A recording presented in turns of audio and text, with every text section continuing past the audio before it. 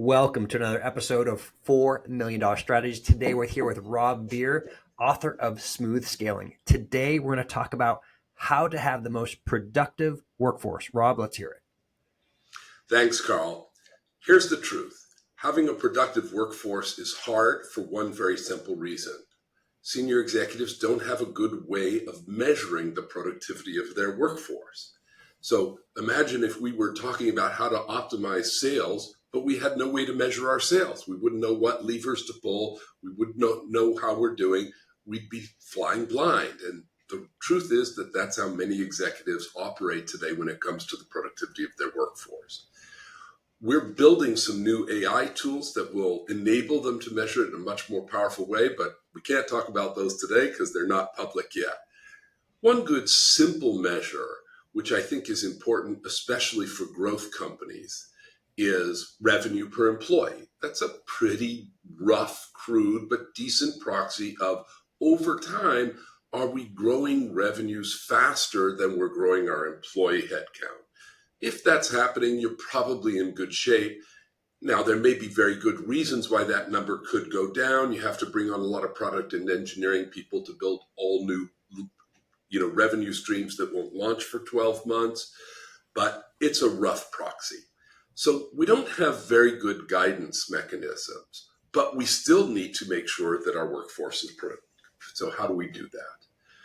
So the first thing is senior executives just want to get done, and they recognize that some teams are really good at getting done, and some executives or some team members are really good at getting done, and others maybe are a little slower, and they try to, crack the whip a little bit and make them work harder, and that's okay, that's fine. But it really doesn't work once your organization is more than about 100 people. Because at that point, typically, what's going on is that it's not so much up to the individual how fast the work gets done. It's up to how well the different people and teams work together. So when you're 30 people, one person just going harder and working till 10 at night every night can be a superhero. By the time you're 200 people, that person's just going to piss everybody off by being too pushy and too aggressive, and it'll just cause all the work to come to a screeching halt. So the trick is to recognize that there are actually two dimensions, two axes. I think of it like a 2x2.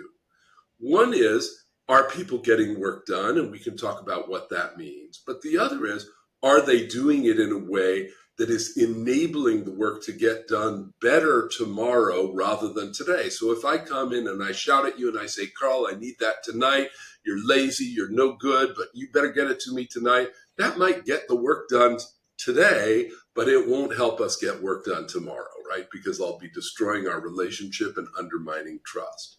But if I can work it with all my different stakeholders, and everybody in the organization can work with all their stakeholders in a way that gets important work done and builds trust, builds connectivity, improves working relationships, fine-tunes those working relationships, has conversations like, hey, Carl, you and I have been working together for 6 months now.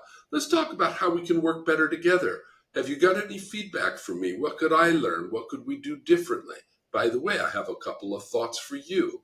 Those kind of conversations don't happen very often.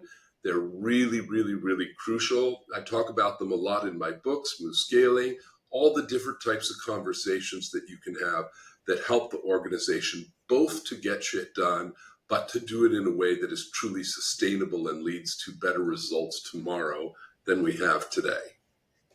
Rob, thank you so much for your comments and helping to make sure we can create a more productive workforce. Pleasure, Carl.